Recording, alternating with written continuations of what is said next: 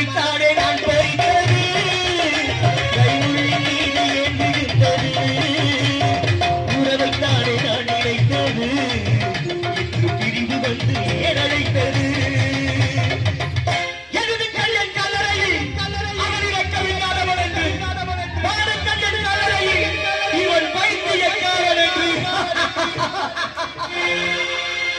கண்கள் தீட்டும் காலம் என்பது